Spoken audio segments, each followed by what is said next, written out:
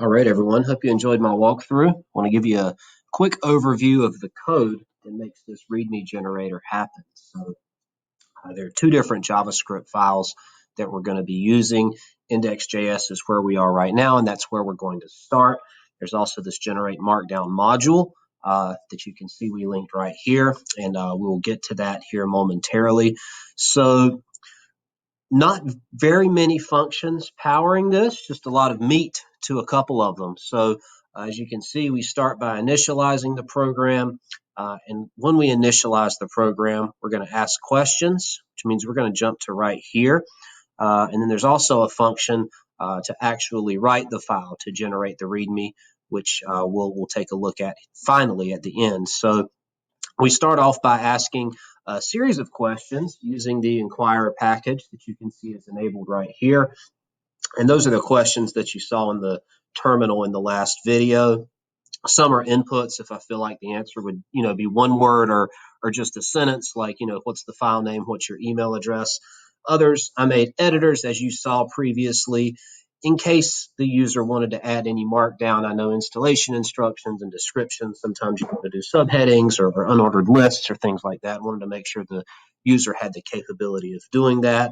And we do have one list type question as well, and that's when we select our user license. So once we have asked these questions to the user, you can see the next step is going to be to generate the markdown and then finally to write the file. So let's take a look at the markdown and what that's going to look like. So really two pieces to the markdown here. One is the license. It does have the most complexities because it's going to link to a URL that has the legal language to the license. It also is going to build a badge that is color-coded and named based off of the type of license. So first, we'll take a quick look at how that works. You can see it's got two blank variables to start with, one for the URL of the license and one for the image, and that's going to be the license badge. And you can just see a simple conditional here, a lot of conditions, but overall a simple conditional that's going to determine what the URL and the badge is actually going to be. This license IMG is actually the tail end of the URL of the website that will generate the license image. So we will take a look at that momentarily. So once we've gotten the license, that's really all there is to that function. We're going to generate the markdown. And here's exactly what the markdown is going to look like. So what you'll see is answers from the AskQ function that we've already spoken about, just populating in the appropriate areas of the README document. So we've got the file name up at the top. We've got the license image, which again is the tail end of the Shields URL. That's the website that I use to build the badges. Just looking at the syntax of the URL, that seemed to be the easiest way to do it. We've got a table of contents. This have quick links to various parts of the README, because I know sometimes certain areas of the README can get a little bit lengthy depending on what the nature is of the application that you're using.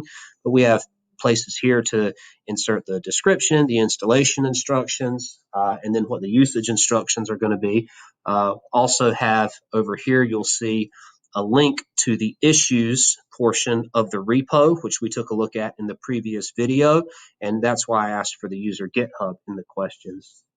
And then just my contact information as well. Or, well, I guess in this case it's mine, but in any user's case, it would be their contact information followed by the license information. And then we're going to export this over as generate markdown so that we can read it in this index.js here. So once we've generated the markdown, after that, you can see we're going to write the file. Super simple.